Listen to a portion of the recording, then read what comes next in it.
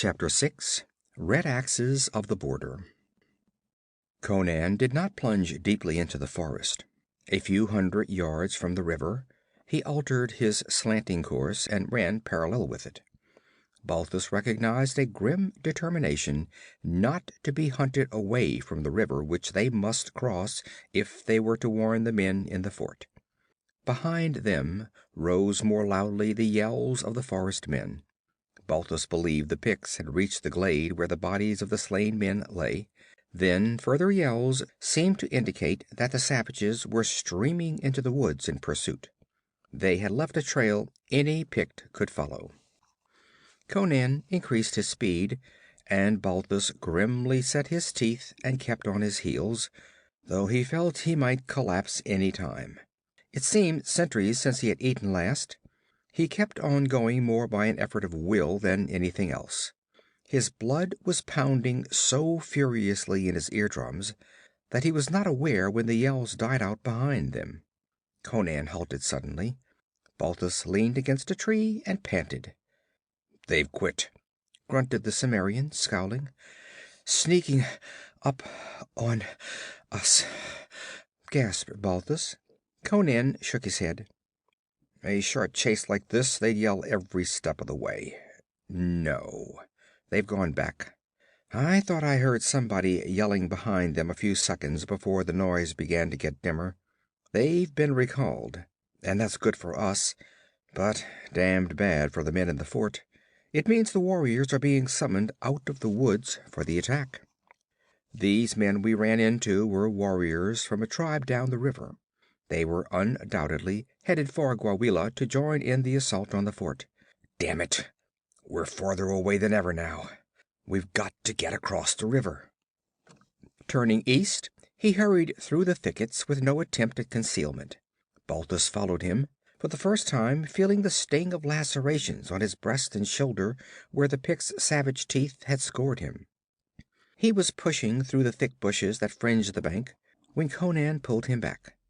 Then he heard a rhythmic splashing, and peering through the leaves, saw a dugout canoe coming up the river, its single occupant paddling hard against the current. He was a strongly built Pict with a white heron feather thrust in a copper band that confined his square-cut mane. "That's a Gwawela man," muttered Conan. "Emissary from Zogar. White plume shows that. He's carried a peace talk to the tribes down the river, and now he's trying to get back and take a hand in the slaughter." The lone ambassador was now almost even with their hiding place, and suddenly Balthus almost jumped out of his skin. At his very ear had sounded the harsh gutturals of a Pict. Then he realized that Conan had called to the paddler in his own tongue.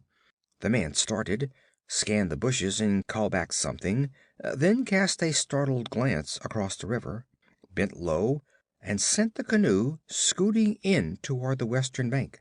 Not understanding, Balthus saw Conan take from his hand the bow he had picked up in the glade and notch an arrow. The Pict had run his canoe in close to the shore, and staring up into the bushes, called out something. His answer came in the twang of the bowstring, the streaking flight of the arrow that sank to the feathers in his broad breast. With a choking gasp, he slumped sidewise and rolled into the shallow water. In an instant, Conan was down the bank and wading into the water to grasp the drifting canoe. Balthus stumbled after him and somewhat dazedly crawled into the canoe. Conan scrambled in, seized the paddle, and sent the craft shooting toward the eastern shore. Balthus noted with envious admiration the play of the great muscles beneath the sunburnt skin. The Cimmerian seemed an iron man who never knew fatigue. "What did you say to the Pict?" asked Balthus. "Told him to pull into shore. Said there was a white forest runner on the bank who was trying to get a shot at him." "That doesn't seem fair," Balthus objected. "He thought a friend was speaking to him. You mimicked a Pict perfectly." "We needed his boat," grunted Conan, not pausing in his exertions. "Only way to lure him to the bank. Which is worse, to betray a Pict who'd enjoy skinning us both alive, or betray the men across the river whose lives depend on our getting over?" Balthus mulled over this delicate ethical question for a moment, then shrugged his shoulder and asked, "How far are we from the fort?" Conan pointed to a creek which flowed into Black River from the east, a few hundred yards below them. "That's South Creek. It's 10 miles from its mouth to the fort. It's the southern boundary of Conan. Marshes miles wide south of it. No danger of a raid from across them. 9 miles above the fort, North Creek forms the other boundary. Marshes beyond that, too. That's why an attack must come from the west, across Black River. Conan is just like a spear, with a point 19 miles wide, thrust into the Pictish wilderness." "Why don't we keep to the canoe and make the trip by water?" "Because, considering the current we've got to brace, and the bends in the river, we can go faster afoot. Besides, remember, Gwawela is south of the fort. If the Picts are crossing the river, we'd run right into them." Dusk was gathering as they stepped upon the eastern bank. Without pause, Conan pushed on northward, at a pace that made Balthus's sturdy legs ache. "Valannus wanted a fort built at the mouths of North and South Creeks," grunted the Cimmerian. "Then the river could be patrolled constantly. But the government wouldn't do it. Soft-bellied fools, sitting on velvet cushions with naked girls offering them iced wine on their knees. I know the breed. They can't see any farther than their palace wall. Diplomacy? Hell! They'd fight Picts with theories of territorial expansion. Valannus and men like him have to obey the orders of a set of damned fools. They'll never grab any more Pictish land, any more than they'll ever rebuild Venarium. The time may come when they'll see the barbarians swarming over the walls of the eastern cities." A week before, Balthus would have laughed at any such preposterous suggestion. Now he made no reply. He had seen the unconquerable ferocity of the men who dwelt beyond the frontiers. He shivered, casting glances at the sullen river, just visible through the bushes, at the arches of the trees which crowded close to its banks. He kept remembering that the Picts might have crossed the river and be lying in ambush between them and the fort. It was fast growing dark. A slight sound ahead of them jumped his heart into his throat, and Conan's sword gleamed in the air. He lowered it when a dog, a great, gaunt, scarred beast, slunk out of the bushes and stood staring at them. "That dog belonged to a settler who tried to build his cabin on the bank of the river a few miles south of the fort," grunted Conan. "The Picts slipped over and killed him, of course, and burned his cabin. We found him dead among the embers, and the dog lying senseless among 3 Picts he'd killed. He was almost cut to pieces. We took him to the fort and dressed his wounds, but after he recovered he took to the woods and turned wild. What now, Slasher? Are you hunting the men who killed your master?" The massive head swung from side to side, and the eyes glowed greenly. He did not growl or bark. Silently as a phantom, he slid in between them. "Let him come," muttered Conan. "He can smell the devils before we can see them." Balthus smiled and laid his hand caressingly on the dog's head. The lips involuntarily writhed back to display the gleaming fangs. Then the great beast bent his head sheepishly, and his tail moved with jerky uncertainty, as if the owner had almost forgotten the emotions of friendliness. Balthus mentally compared the great, gaunt, hard body with the fat, sleek hounds tumbling vociferously over one another in his father's kennel yard. He sighed. The frontier was no less hard for beasts than for men. This dog had almost forgotten the meaning of kindness and friendliness. Slasher glided ahead, and Conan let him take the lead. The last tinge of dusk faded into stark darkness. The miles fell away under their steady feet. Slasher seemed voiceless. Suddenly he halted, tense, ears lifted. An instant later the men heard it. A demoniac yelling up the river ahead of them, faint as a whisper. Conan swore like a madman. "They've attacked the fort. We're too late. Come on." He increased his pace, trusting to the dog to smell out ambushes ahead. In a flood of tense excitement, Balthus forgot his hunger and weariness.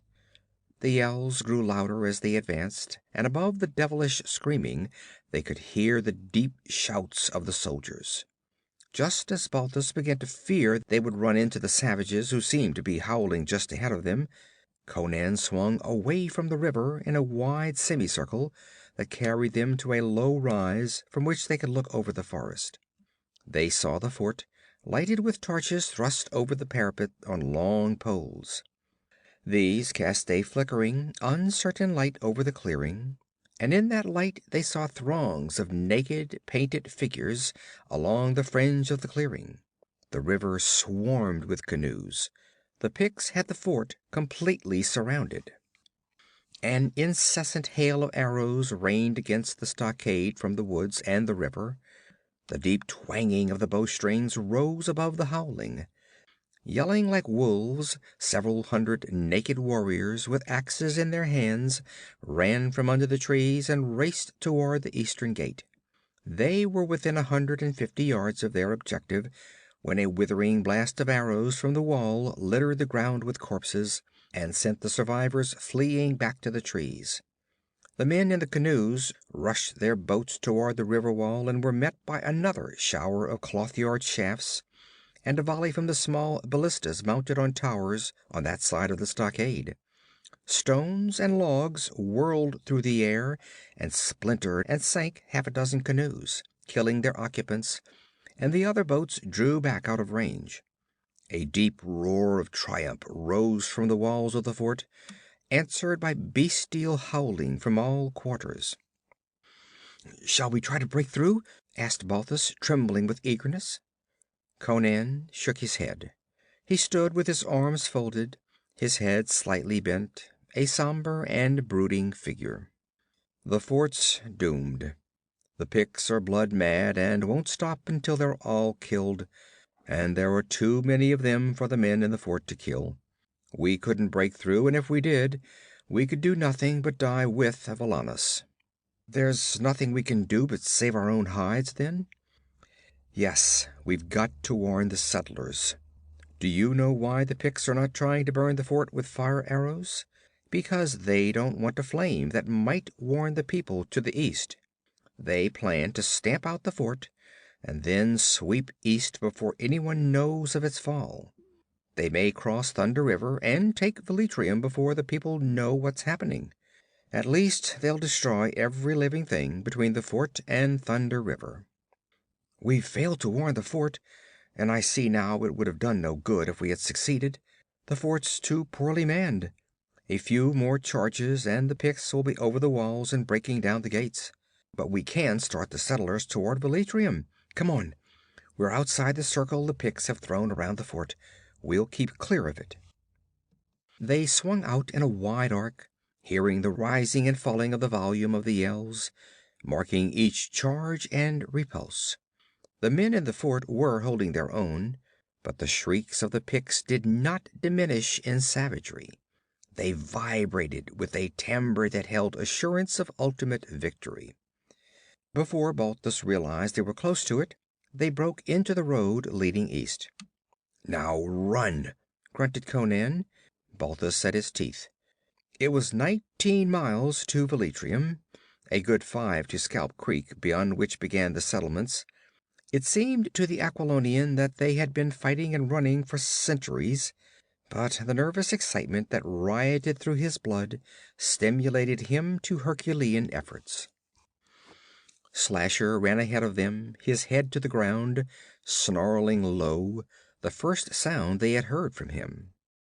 "Picts ahead of us!" snarled Conan, dropping to one knee and scanning the ground in the starlight. He shook his head, baffled. "I can't tell how many. Probably only a small party, some that couldn't wait to take the fort. They've gone ahead to butcher the settlers in their beds. Come on!" Ahead of them, presently, they saw a small blaze through the trees, and heard a wild and ferocious chanting. The trail bent there, and leaving it, they cut across the bend through the thickets. A few moments later, they were looking on a hideous sight. An ox wain stood in the road, piled with meager household furnishings. It was burning. The oxen lay near with their throats cut. A man and a woman lay in the road, stripped and mutilated. 5 Picts were dancing about them with fantastic leaps and bounds, waving bloody axes. One of them brandished the woman's red-smeared gown. At the sight, a red haze swam before Balthus. Lifting his bow, he lined the prancing figure black against the fire, and loosed. The slayer leaped convulsively and fell dead with the arrow through his heart. Then the 2 white men and the dog were upon the startled survivors. Conan was animated merely by his fighting spirit and an old racial hate, but Balthus was afire with wrath. He met the first Pict to oppose him with a ferocious swipe that split the painted skull, and sprang over his falling body to grapple with the others. But Conan had already killed one of the 2 he had chosen, and the leap of the Aquilonian was a second late. The warrior was down with the long sword through him, even as Balthus's axe was lifted. Turning toward the remaining Pict, Balthus saw Slasher rise from his victim, his great jaws dripping blood. Balthus said nothing as he looked down at the pitiful forms in the road beside the burning wain. Both were young, the woman little more than a girl. By some whim of chance, the Picts had left her face unmarred, and even in the agonies of an awful death it was beautiful. But her soft young body had been hideously slashed with many knives. A mist clouded Balthus's eyes, and he swallowed chokingly. The tragedy momentarily overcame him. He felt like falling upon the ground and weeping and biting the earth. "Some young couple just hitting out on their own," Conan was saying as he wiped his sword unemotionally. "On their way to the fort when the Picts met them. Maybe the boy was going to enter the service, maybe take up land on the river. Well, that's what will happen to every man, woman, and child this side of Thunder River if we don't get them into Velitrium in a hurry." Balthus's knees trembled as he followed Conan. But there was no hint of weakness in the long, easy stride of the Cimmerian. There was a kinship between him and the great gaunt brute that glided beside him. Slasher no longer growled with his head to the trail. The way was clear before them. The yelling on the river came faintly to them, but Balthus believed the fort was still holding. Conan halted suddenly with an oath. He showed Balthus a trail that led north from the road. It was an old trail, partly grown with new young growth, and this growth had recently been broken down. Balthus realized this fact more by feel than sight, though Conan seemed to see like a cat in the dark. The Cimmerian showed him where broad wagon tracks turned off the main trail, deeply indented in the forest mold. "Settlers going to the licks after salt," he grunted. "They're at the edges of the marsh, about 9 miles from here. Blast it! They'll be cut off and butchered to a man. Listen, one man can warn the people on the road. Go ahead and wake them up and herd them into Velitrium. I'll go and get the men gathering the salt. They'll be camped by the licks. We won't come back to the road. We'll head straight through the woods." With no further comment, Conan turned off the trail and hurried down the dim path, and Balthus, after staring after him for a few moments, set out along the road. The dog had remained with him and glided softly at his heels. When Balthus had gone a few rods, he heard the animal growl. Whirling, he glared back the way he had come, and was startled to see a vague, ghostly glow vanishing into the forest in the direction Conan had taken. Slasher rumbled deep in his throat, his hackles stiff and his eyes balls of green fire. Balthus remembered the grim apparition that had taken the head of the merchant Tiberius not far from that spot, and he hesitated. The thing must be following Conan, but the giant Cimmerian had repeatedly demonstrated his ability to take care of himself, and Balthus felt his duty lay toward the helpless settlers who slumbered in the path of the red hurricane.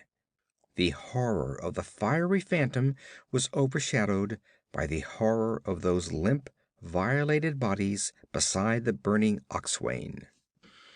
He hurried down the road, crossed Scalp Creek, and came in sight of the first settler's cabin, a long, low structure of axe-hewn logs. In an instant he was pounding on the door. A sleepy voice inquired his pleasure. "Get up! The Picts are over the river!" That brought instant response. A low cry echoed his words, and then the door was thrown open by a woman in a scanty shift. Her hair hung over her bare shoulders in disorder. She held a candle in one hand and an axe in the other. Her face was colorless, her eyes wide with terror. "Come in," she begged. "We'll hold the cabin." "No, we must make for Velitrium. The fort can't hold them back. It may have fallen already. Don't stop to dress. Get your children and come on." "But my man's gone with the others after Salt," she wailed, wringing her hands. Behind her peered three tousled youngsters, blinking and bewildered. "Conan's gone after them. He'll fetch them through safe. We must hurry up the road to warn the other cabins." Relief flooded her countenance. "Mitra be thanked," she cried. "If the Cimmerian's gone after them, they're safe if mortal man can save them." In a whirlwind of activity, she snatched up the smallest child and herded the others through the door ahead of her. Balthus took the candle and ground it out under his heel. He listened an instant. No sound came up the dark road. "Have you got a horse?" "In the stable," she groaned. "Oh, hurry!" He pushed her aside as she fumbled with shaking hands at the bars. He led the horse out and lifted the children on its back, telling them to hold to its mane and to one another. They stared at him seriously, making no outcry. The woman took the horse's halter and set out up the road. She still gripped her axe, and Balthus knew that if cornered she would fight with the desperate courage of a she-panther. He held behind, listening. He was oppressed by the belief that the fort had been stormed and taken, that the dark-skinned hordes were already streaming up the road toward Velitrium, drunken on slaughter and mad for blood. They would come with the speed of starving wolves. Presently they saw another cabin looming ahead. The woman started to shriek a warning, but Balthus stopped her. He hurried to the door and knocked. A woman's voice answered him. He repeated his warning, and soon the cabin disgorged its occupants, an old woman, two young women, and four children. Like the other woman's husband, their men had gone to the salt licks the day before, unsuspecting of any danger. One of the young women seemed dazed, the other prone to hysteria. But the old woman, a stern old veteran of the frontier, quieted them harshly.